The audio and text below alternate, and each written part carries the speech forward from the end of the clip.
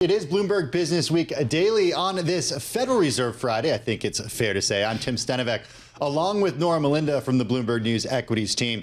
It is Friday, August 22nd, 2025, and our focus squarely on not just the equity market, but certainly on what we heard from Fed Chair Jay Powell a little earlier today, because Wall Street getting the rally signal they were hoping for from the chair of the Federal Reserve. Taking a look at markets right now, and we're going to have more from Charlie Pellet in just a second. The S&P 500 up 1.6%, the NASDAQ composite up 2%, the Dow up 2%, but type in RTY on the Bloomberg terminal. That's the Russell 2000, and that is surging. Earlier in the session is up as much as 4%, really hovering at around 3.9% to the upside since we heard from Fed Chair Jay Powell.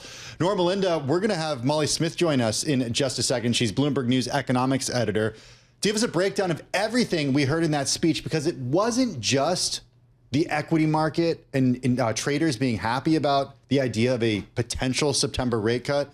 They covered a lot of ground. Absolutely. There was so much ground that was covered. I mean, we saw a lot of activity also in the bond market. That's something, of course, to note. But I think people are really just waiting to hear from Jerome Powell. There's a lot to focus on, especially as we look ahead to next month. But later on, super interesting, we're going to be hearing from CFO of Webtoon.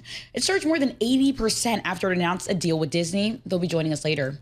Also, the CFO of Axiom Space is back with us just ahead of an orbital data center launch. Yeah, we're talking about data centers in space now, guys. You got to stay tuned for that one. All that and more coming up over the next hour right here on Bloomberg Businessweek Daily. First up, a check of the day's trade and top business stories. Here he is, Charlie Pellet. Hi, thank you very much. And right now we do have stocks rocketing higher with the Dow, the S&P, NASDAQ solidly in the green. But a couple of developing stories. You heard it live on Bloomberg. President Trump says Intel has agreed to give the U.S. government a 10% equity stake in the company. Trump cast the agreement as one that would revitalize Intel, saying the company has been, quote, left behind compared to competitors in the chip-making industry. Intel shares right now, they're up by 5%. The Dow, the S&P, NASDAQ, they're all advancing. Jay Powell spoke. Markets moved higher. S&P up 103 right now at 64.73. That is a gain of 1.6%. We've got the Dow up 892, a higher by 2%, and NASDAQ up 427, up by 2%. Stocks surging on rate cut expectations in September. We'll have more throughout the day right here on Bloomberg. Our Mag 7 index up 2.6%. Tim mentioned the Russell 2000 index of small cap shares. That is surging now by 3.8%. Dow Transport's taking part in the rally big time, up 3.2%. The 10-year yield 4.25%. The 2-year 3.68%. Spot gold up $36 the ounce, up 1.1%, 33.74. West Texas Intermediate crude up 0.2%, 63.74 a barrel. And Bitcoin is surging 4.2% right now at 117,095. Bitcoin again up by 4.2%. Briefly, Apple in early discussions about using Google Gemini to power a revamped version of the Siri voice assistant. I'm Charlie Pellet. That is a Bloomberg Business Flash. Hey, thanks for that update, Charlie. Covering a lot of ground there. Shares of Apple, as Charlie mentioned, up 1.5%. Worth repeating the redhead that crossed the Bloomberg terminal, and exclusive by Bloomberg's Mark Gurman. Apple's exploring using Google's Gemini AI to power a revamped Siri. We're going to have more on that a little later in the program. I'm also watching what's going on with Intel right now, up close to 5% as we speak. We just heard the president saying that Intel has agreed to giving the U.S. a 10% stake. As soon as he said that, we saw shares shoot higher.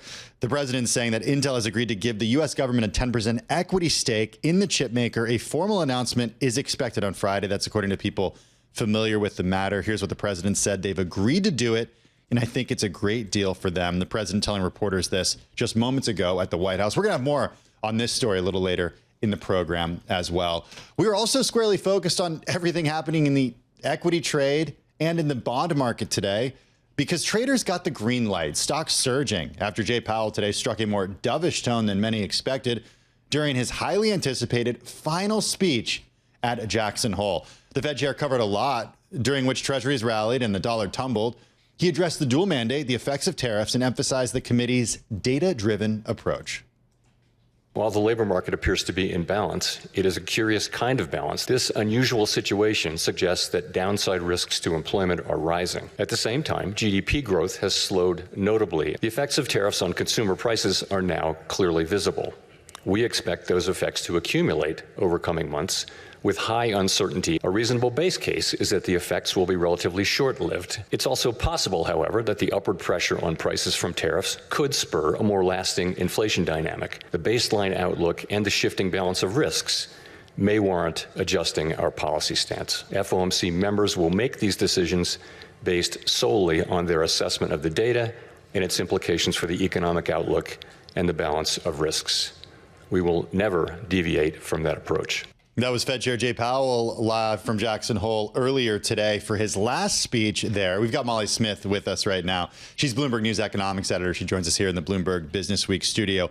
Wow, a lot happened, including him coming out a little late, which is very unusual for Jay Powell. This guy's like always on time, so I was surprised to, still be listening at like 10:04. He's always ready to go. And he hasn't started. Yeah, but I mean, as Trump would say, he's too late. He's always too late. Okay, there it is. And actually, Trump did come in today also just to say that it was too late for Powell to signal a September cut. So very on brand. Okay. Everything is on brand. He covered a lot of ground, and we got some of the highlights, the tidbits there. And it was also a very, I think, as Mike McKee talked about earlier, one of the reasons, according to reporters who were in the room, about why he was late is because he got a standing ovation. When he came in, according to Mike's reporting. Oh, because we probably won't be seeing much of him anymore. Well, at this event. At this event. Yes. And he kind of alluded to that. He said, apart from a couple of years during COVID when I did this virtually, and he talked, he thanked the Kansas City Fed chief for everything they've done. And what was your biggest takeaway? We saw what the market's excited about, but what were your big takeaways? I mean, I think it's just amazing when you look at this amazing market rally that we've had in response, that it really is just because of these 4 words, adjusting our policy stance. Or really the couple before it, may warrant adjusting our policy stance. And everybody says that policy stance is looser monetary policy? Well, that it's going to be then that rates will be cut, that will be the signal effectively. So those, what is that, 1, 2, 3, 4, 5, 6 words there. That is why your 401ks are doing really well today. That is basically the essence of the speech. Well, we're definitely seeing a really strong showing here in the equity markets. We're looking at the Dow Jones Industrial Average up almost 2%. We're just seeing green all across the screen today. But I mean, of course, what has really been overcast during this time period is all the spotlight that's been here on Lisa Cook. And that's something that we've all really been focused on here. But I'm curious, what is the importance here of the Fed's independence?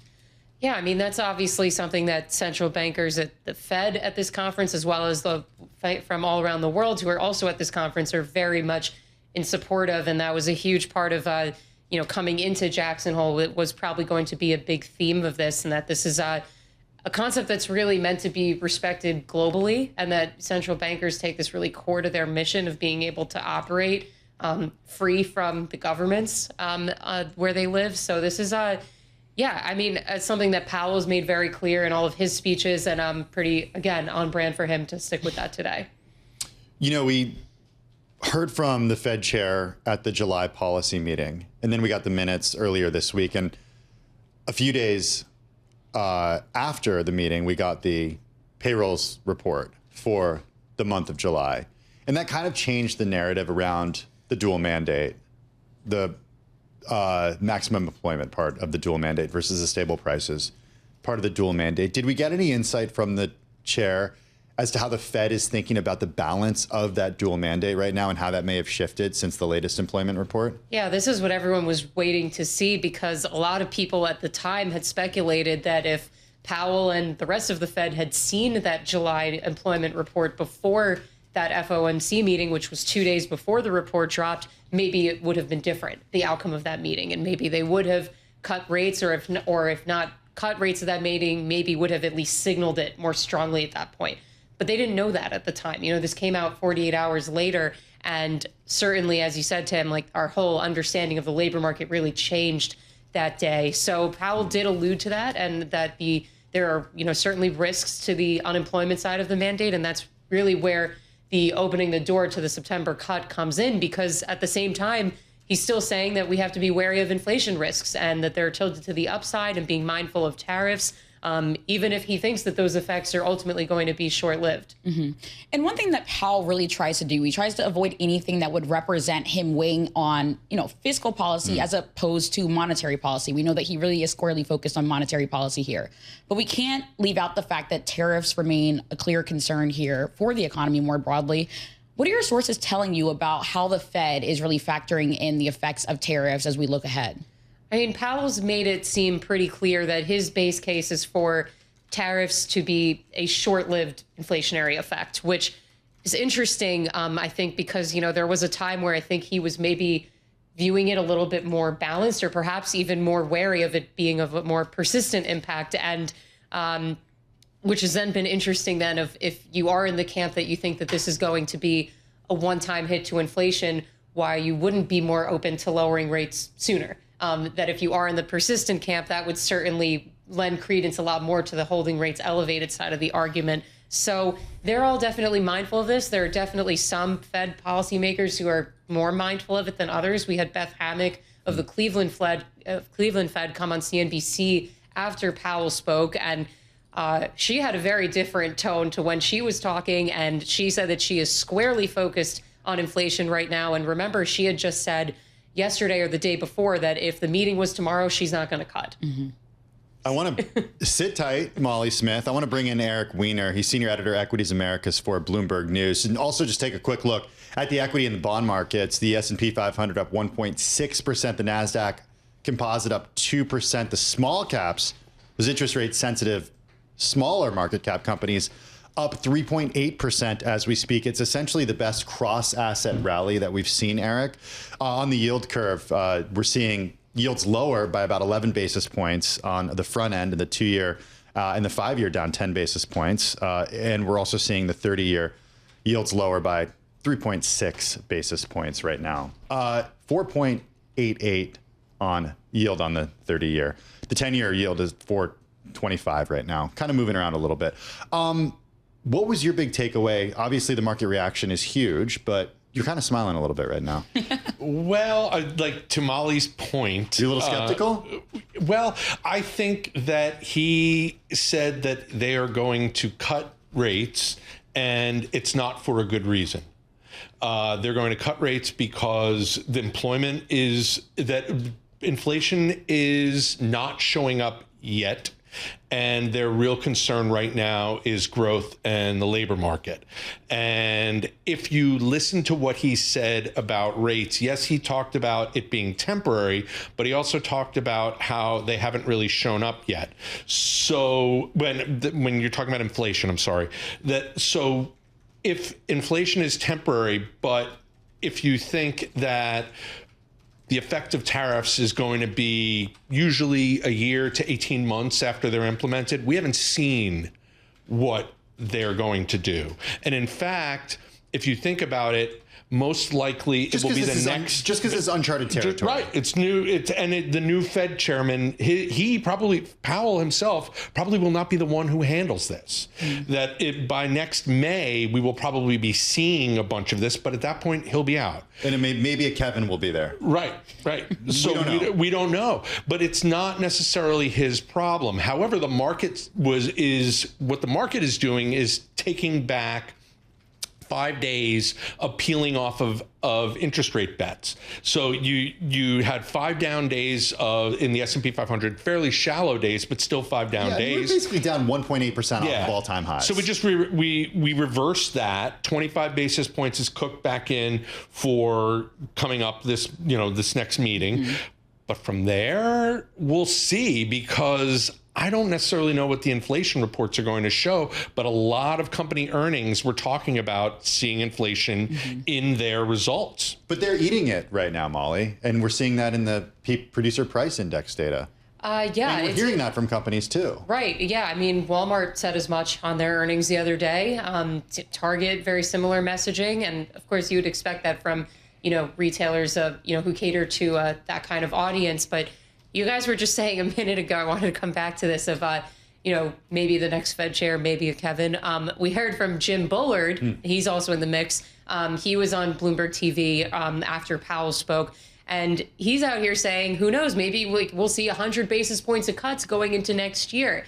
So that, just to map that out, if we've got 3 meetings between now and the end of the year, would be September, November, December. So one of those then would have to be 50 basis points, and the other would be 225s, presumably, which, if you remember, was exactly the pattern a year ago. And this is so funny because Trump, when in his remarks in the Oval Office just a few minutes ago, in saying that Powell was too late to signal this September cut, also said Powell should have cut rates a year ago. And he did. He did. He did cut rates by 100 basis points a year ago. Exactly. And the last time he cut rates was December of 2024. That's correct. Or not him. The board. The Yes, Fed. that's correct. Not him. Not Powell. Right. Yeah. It's a collaborative process. But yes, the Fed did cut rates by a full percentage point coming into this year. So one thing I've really been watching throughout this entire session has been volatility in the market, right? If you look back at the VIX index back in April when we were talking all about tariffs and everything, you're seeing it's spiking up to what, 52, the 52 handle. But if you look at today's trading session, right, we were sitting around maybe 16, but then as soon as Powell starts speaking, it just plummets and drops. We're now hanging around 13. Eric, how are you really analyzing this? What are you thinking when you really address the volatility here in the market for traders? Oh, we saw it. I mean, we saw the chart. It's like a needle down. That's again the interest rate cuts. So if people were concerned about what the Fed was seeing, now you kind of know what they're seeing. You know that they're going to take out 25 basis points. They're going to take things down. What you don't know is where things go from here. And that's why, like, the next few reports, whether it's consumer price index, PCE, they are really key because that will determine whether what Bullard was talking about will actually be feasible. If unemployment continues to be a problem, but prices start really rising and showing up that way, the Fed's kind of caught. And it's hard for anybody to justify taking like 100 basis points out of the Fed funds rate when inflation is up. So we're right now in this limbo of not knowing, and that's what we're going to be waiting on, is what the data show. Hey, we only have about a minute left. Molly, Norah said we're going to talk about the attacks on Fed Governor Lisa Cook, who did end up going to Jackson Hole. We have reporting on that from earlier this morning, Mike McKee as well. The president, basically at the same time that we were hearing from Fed Chair Powell, said that he would fire Lisa Cook if she does not resign. Can he do that? And what has been the response thus far? Trying to remind myself on all of where the Fed governors can. I think this is one on the for cause. Exactly. Yeah. So yes, this does. I think that. Right. Thank you. Sorry, spaced out a second. From what I've heard from people, this does seem like it would be for cause. That if these allegations turn out to be true, that if this is really a case of mortgage fraud, then that would be a legitimate reason. But I think you have a good caveat in there, which is if these allegations turn out to be true, because as of now they are only allegations. Right, and obviously Lisa Cook is defending herself endlessly, that she has said that she will not be bullied into stepping down. She's looking into it. I'm sure Fed is. I'm sure she has a legal team that's doing so as well. So we'll see how this all shakes out. All right. Molly Smith, economics editor for Bloomberg News. Also Eric Weiner, senior editor for Equities Americas for Bloomberg News, both here in the Bloomberg Businessweek studio. Coming up next on Bloomberg Businessweek Daily, the CFO of Webtoon joins us. That's next on Businessweek.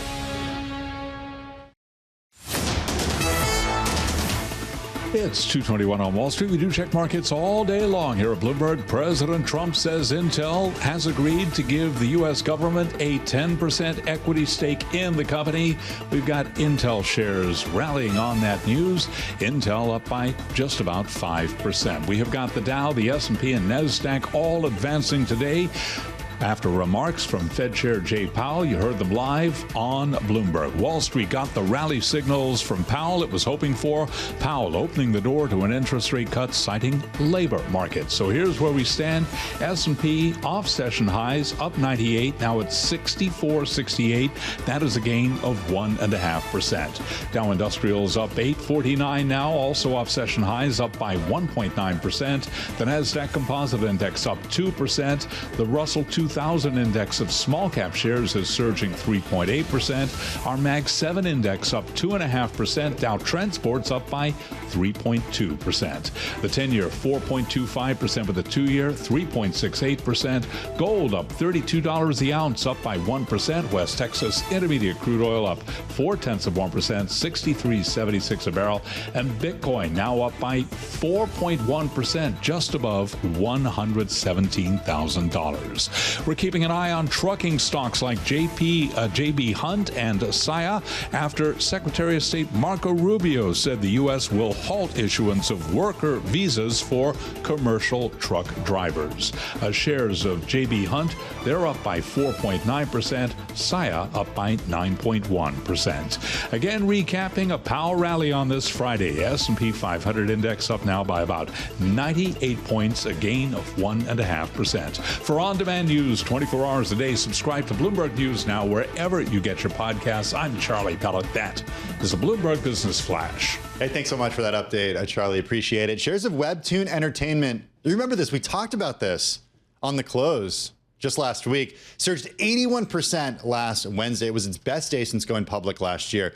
You remember this? They announced a partnership with Walt Disney. It's going to bring characters such as Marvel's Spider-Man and Luke Skywalker of Star Wars to its platform.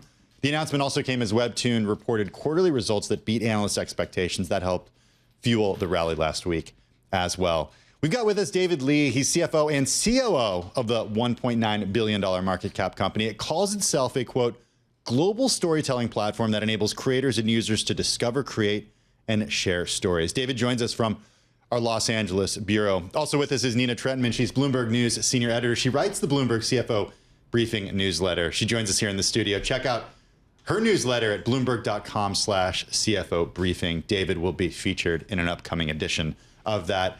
David, welcome. Good to talk to you again. I think last time we spoke, you were CFO and COO at Impossible Foods. It was a previous lifetime. You're at Webtoon now. I think, though, at Webtoon, a lot of people who don't have kids of a certain age, maybe they're too young, maybe they're too old, might not be familiar with the platform. What is it?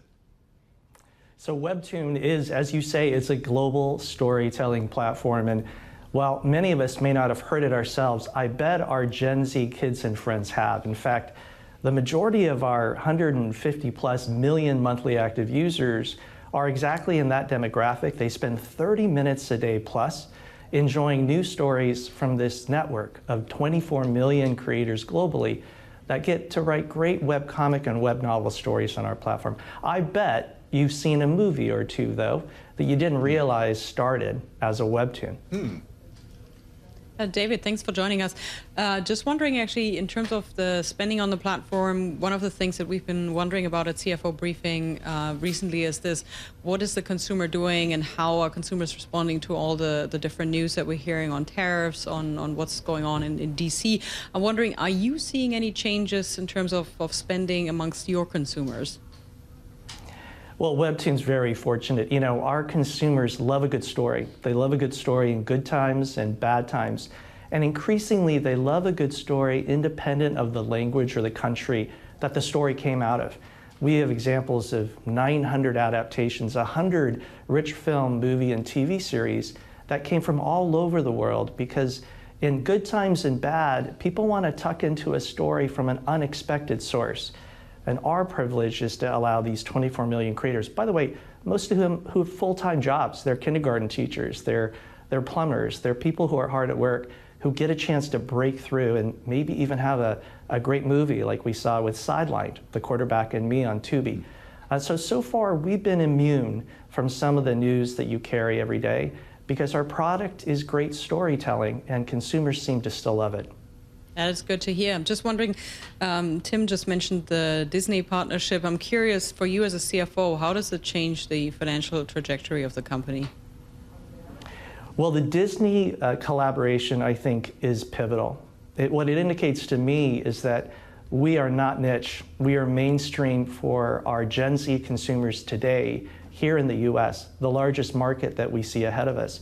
It also means that a wonderful company is comfortable allowing us to take their iconic stories. You know, The Amazing Spider-Man's coming out soon, and it's coming out as a webcomic in our platform.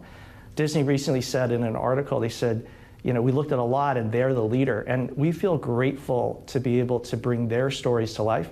And frankly, we're going to bring alternative endings, background characters to the forefront. We're going to write original stories with Disney, because our powerhouse of creators can allow a story that may have been written years ago to be really fresh for the Gen Z consumers on our platform. How important is it to really be working with such an established company like Walt Disney and just getting that visibility through this partnership? I think it's critical because, frankly, the biggest challenge we have is that while our Gen Z consumers here in the US know us, love us, and spend 30 to 60 minutes every day on us, a lot of investors, a lot of corporations, a lot of your audience has never heard of Webtoon, even though we went public a little over a year ago.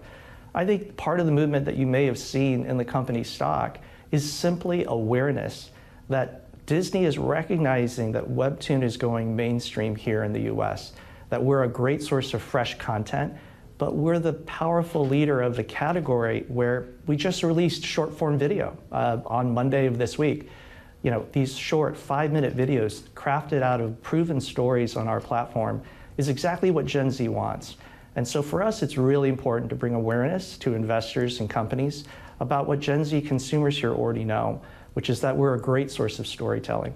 Should investors expect more partnerships similar to the one that was announced last week with Disney? Well, I think if you look at what we've talked about in the last couple of quarters, just the quarter release prior, we talked about our partnership with IDW. We talked about bringing Sonic the Hedgehog and Godzilla and other great platforms to our content and our storytelling. We also are constantly seeing things hit the main screens. Just last week, we saw a major movie release called My Daughter is a Zombie. It just got released in the last couple of weeks here in the US, but it's one of the #1 best-selling releases in Korea already. That came from us. So increasingly, you're going to see us partner, but also create original content on our platform and on screens coming to you, whether it's Amazon, Tubi, Netflix, or even a movie theater more and more. David, I'm wondering how you're thinking about profitability on the back of the partnership with Disney. We talked about this before. I'm wondering, does that change how you're thinking about that?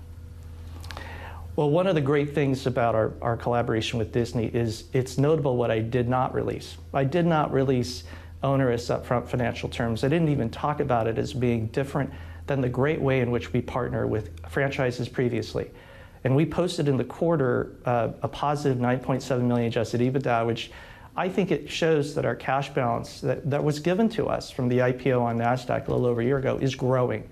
So even as we grow our webcomic app MAU here in the US and in English-speaking locales 19% year on year for the last 2 quarters, we're still building cash. That doesn't mean we hoard it. We love the ability to create shareholder value, but we're very careful to return shareholder value very prudently. We believe in self-reliance. That's why we went public. And right now, there is no need for me to disclose any different set of financial conditions other than excitement strategically for the Disney collaboration. We're speaking with David Lee, CFO and COO of the $1.9 billion market cap Webtoon. Also with us is Nina Tretman, Bloomberg News senior editor. She writes the Bloomberg CFO Briefing newsletter.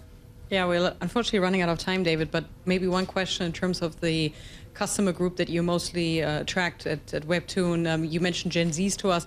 I'm wondering, how do you keep track of that specific customer group? Well, it's funny, this generation of consumers, the younger generation, Gen Z and Gen Alpha, they want to discover on their own content. So we're very data rich, and we want to make sure we have the best source of stories. And we have 120,000 stories that arrive every single day to our platform. But because we're so data driven, we can tell, we call her Maddie, our target consumer. We know what Maddie is reading 30 minutes every day. We know what chapter of what story she's reading. And so it's easier for us to use our technology to ensure she finds her next story, which is part of the reason why we've revamped our product here in the US.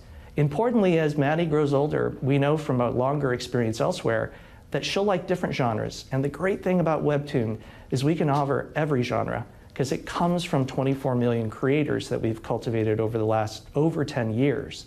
So she, Maddie, will grow old with us, even as she changes her tastes. We love her to finish and complete stories because we have so many more coming as an evergreen platform every day. And she's not a zombie. I just want to make sure. I would never characterize Maddie as a zombie. Okay. Though You just said my apparently she likes daughter's a to read about zombie. them. Talk about Maddie. I just want to make sure we're. Yeah, no. Okay. No zombie there. Okay. Cool. All right. Sorry. Go ahead, Norah. Well, David, I did want to ask you about how you all are thinking about AI. Of course, we know this has been a really big topic this year as people think about how we're using AI spend for some of these large companies. So how are you all integrating AI into your platform? You know, it's interesting. Webtoon started from a parent called Naver, which is a tech powerhouse. And we use our technology, including our AI, which we have a lot of, actually, to protect the human creator. We protect them by fighting piracy, arguably better than a lot of other bigger consumer tech platforms I know. We allow consumers to find these 120,000 stories I mentioned that come every day. We help them find the stories they want using AI and technology.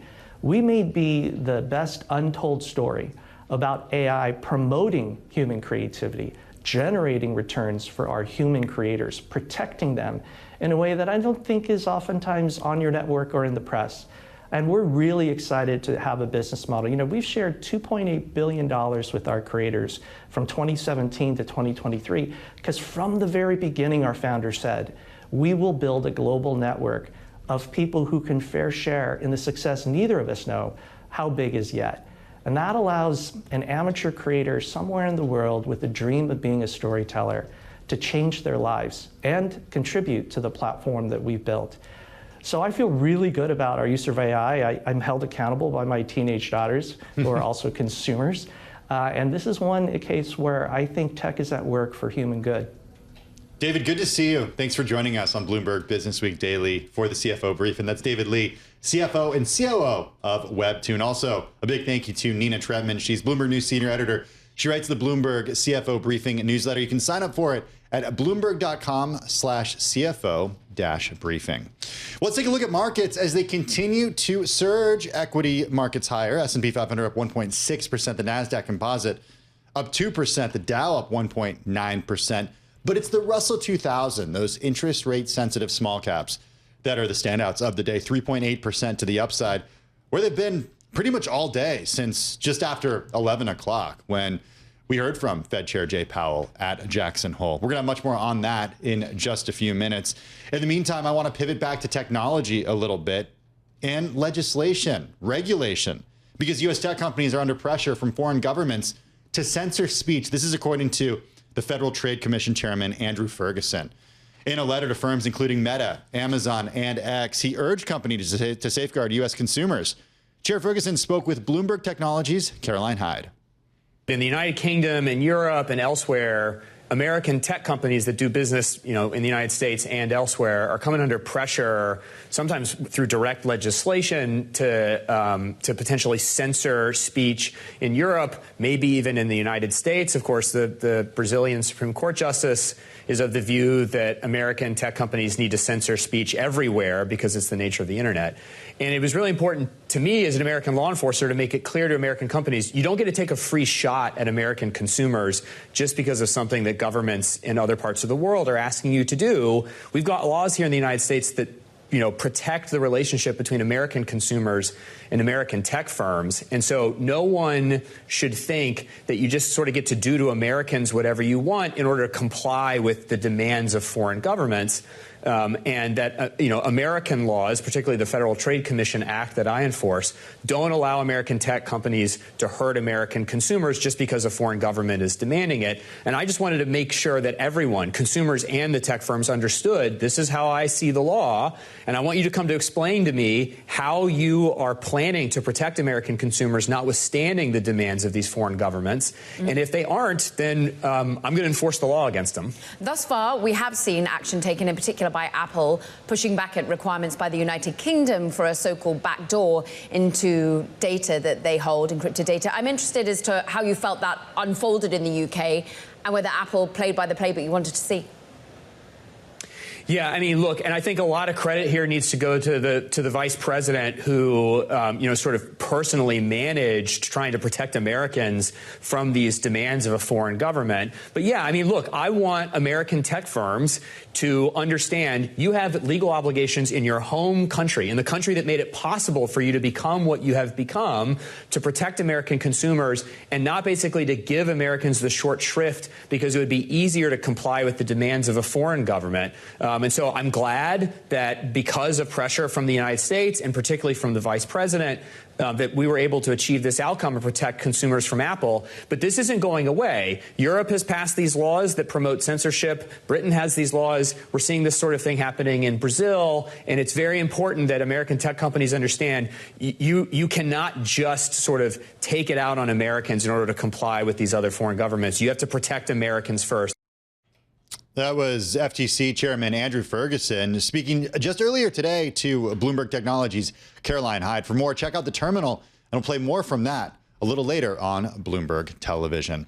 In the meantime, stocks still in the green. The bond market, too, rallying with yields giving off a little bit, especially at the front end of the curve. For an update on everything on today's trade, let's head on over to Charlie Powell. Thank you very much indeed. Lots going on today. You keep it locked into Bloomberg for the very latest. Let's begin with that 2-year, 3.68%. 10-year right now, 4.25%. Powell speaks. Equity markets surge. Right now, we're off session highs, but we got the S&P up 100 right now. 64.70 where we stand. That is a gain of 1.6%. Dow Industrials up 843, up 1.9%. NASDAQ up 422. That is a gain of 2% on the NASDAQ Composite Index. The NASDAQ 100 Index up 1.7%. Russell 2000 Index of small cap shares up 3.7%. And our Mag 7 Index surging by 2.6%. Again, the 10-year 4.25%. The 2-year 3.68%. Gold up $34 the ounce for the precious metal, a gain now of 1%. Gold at $33.73. West Texas Intermediate crude up 0.4%, 63.78 a barrel.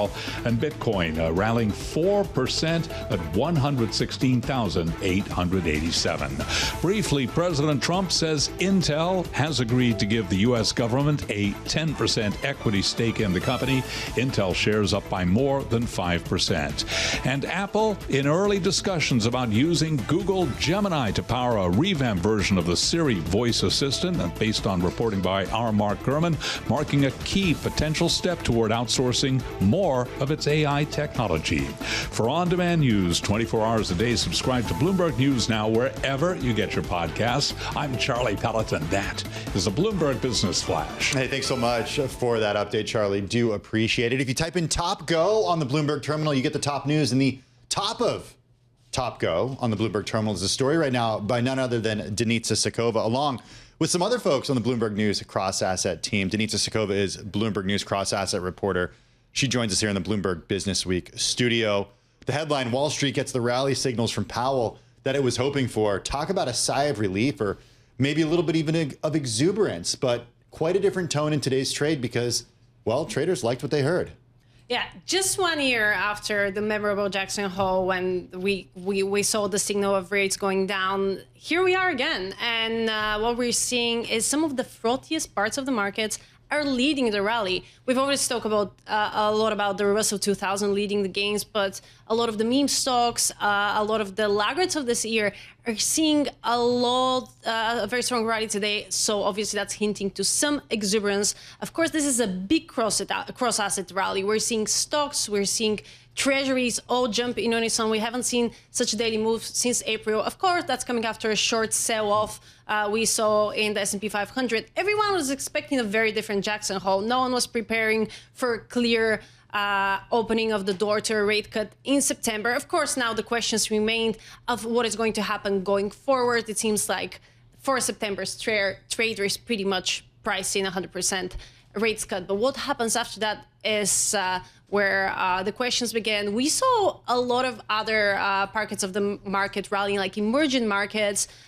We saw all the economically sensitive shares on a tear, regional banks.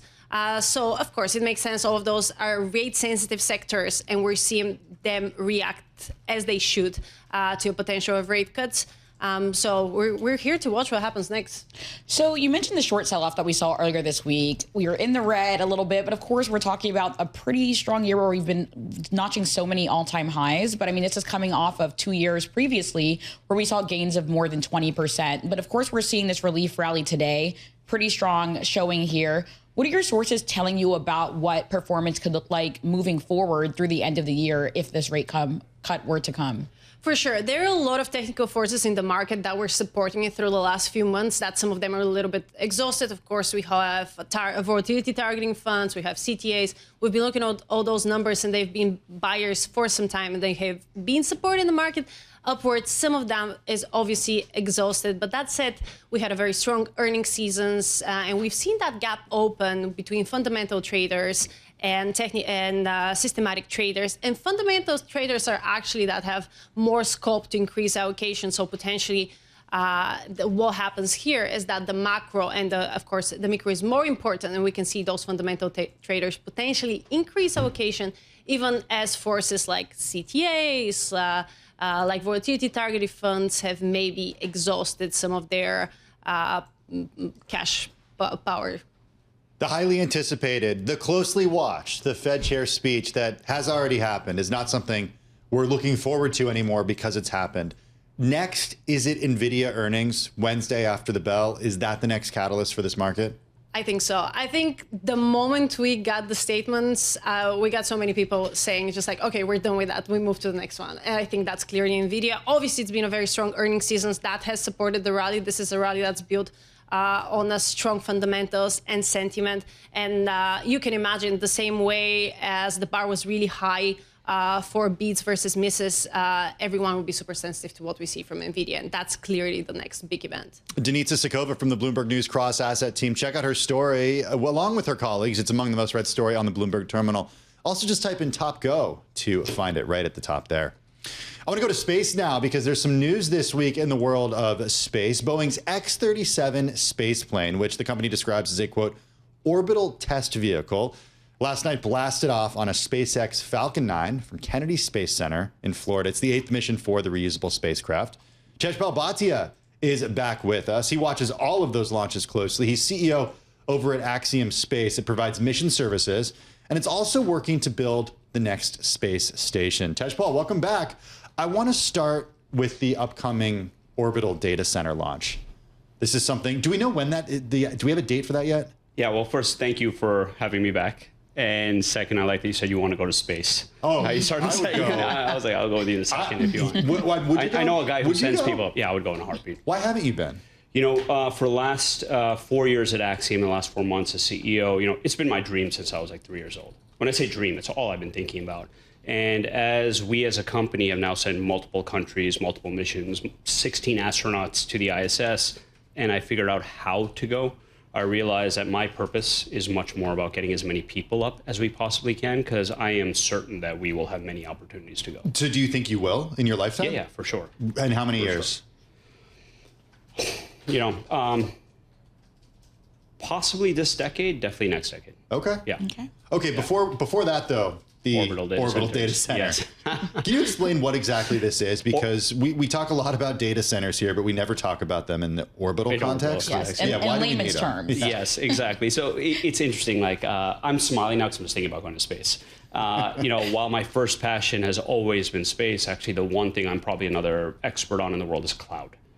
You know, before getting into space, I had my own startups. I worked at ESPN in the early days of HD streaming, and I was at Google on the startup side while we were ramping up Google Cloud.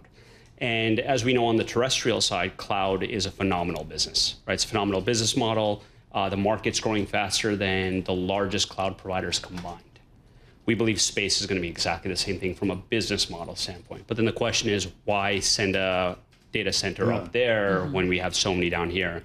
And the first thing I would say is, think of it this way. When we're talking about orbital data centers, and we've been running cloud computing on the International Space Station, Axiom Space, along with Amazon, since our AX1 the mission. snow cone edge computer. Exactly. Yeah. And on every single mission, we've done significant compute on it, and between missions, we've done workloads from the ground. On the AX4 mission, we sent up an Aura ring that was checking the biometrics of the astronauts. I'm gonna go, oh, you give me the finger? You know, wearing one right now. Yeah, I love it. I'm obsessed. Looking at the ring. I got it the first day I took the CEO role, and I got it to track my stress. So it was like bestowed upon you.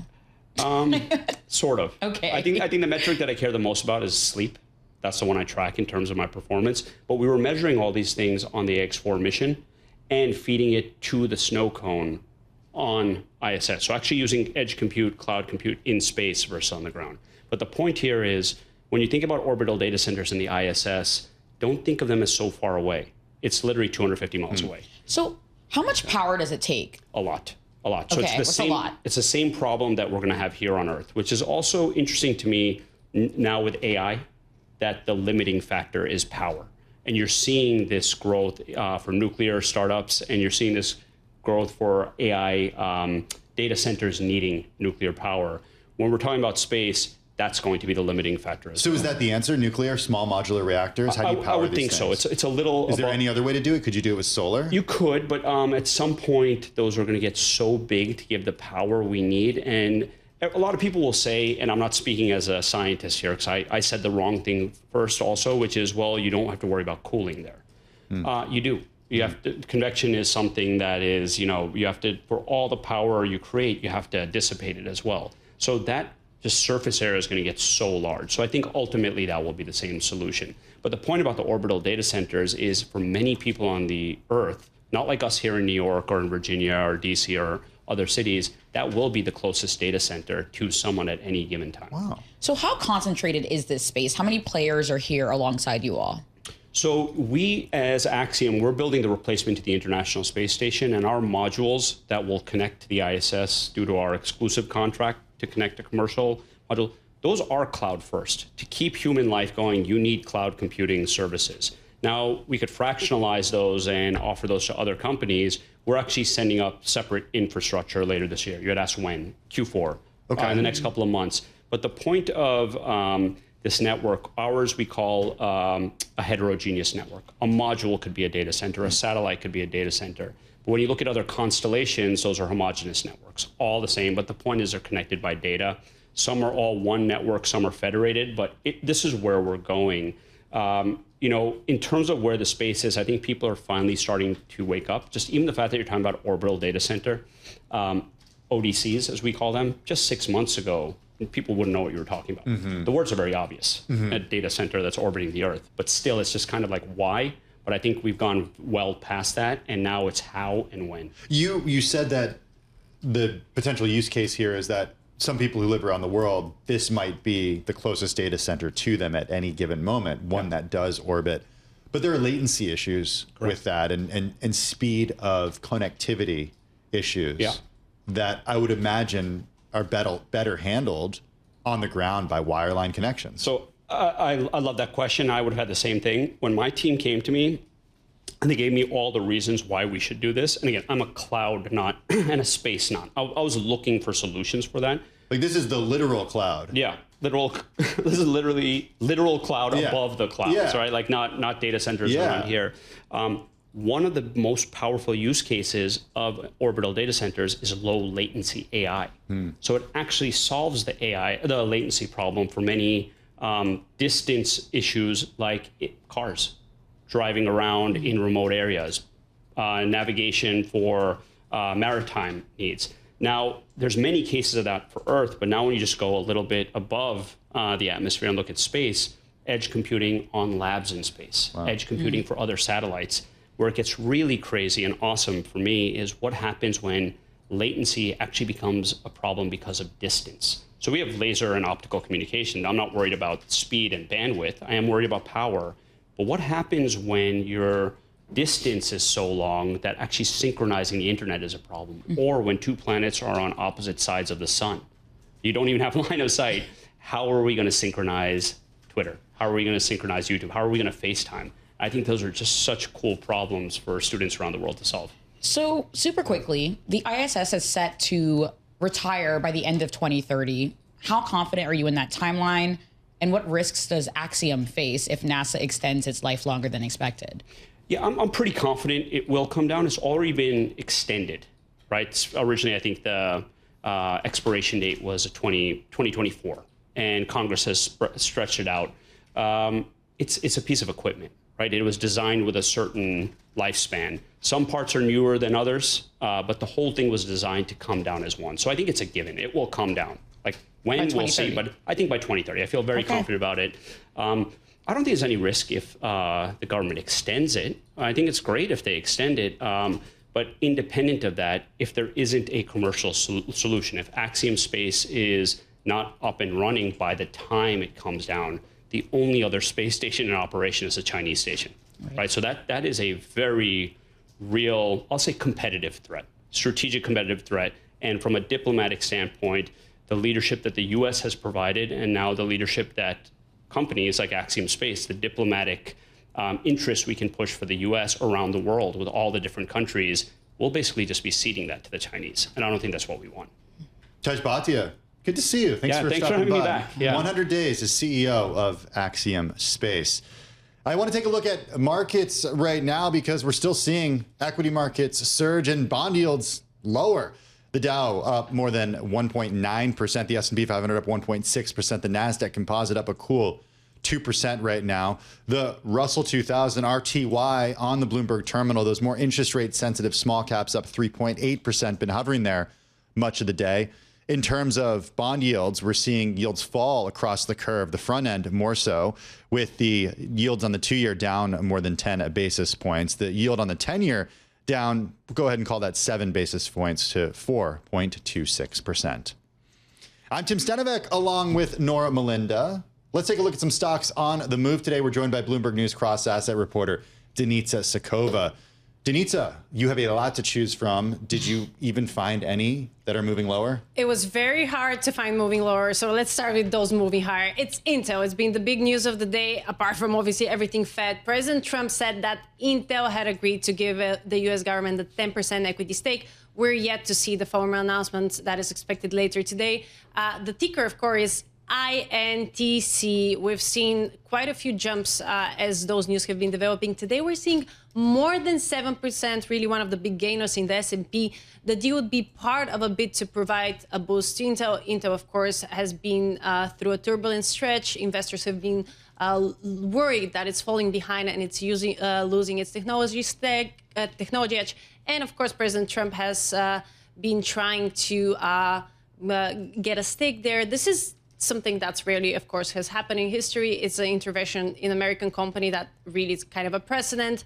But what we're seeing is that, of course, in August, he announced that NVIDIA and AMD agreed to pay 15% of revenue of certain chip sales to the U.S. So clearly there is this campaign to generate revenue of those American companies.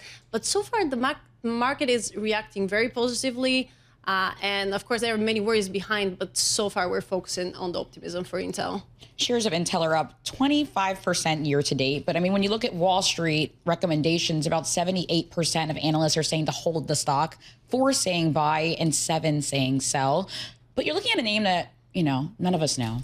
Apple. What's going on there? Let's start with another big one. Apple is in early discussion. This is like Bloomberg exclusive about using Google Gemini to power a revamped version of Siri. Obviously, there have been many changes with Siri, many discussions, and it seems like this is what has been underway for quite some time. This is marking a key potential step toward outsourcing more of its artificial intelligence. We're actually seeing positive reaction from both Google and Apple. Of course, the ticker is APPL, and the stock is up about 1.5%.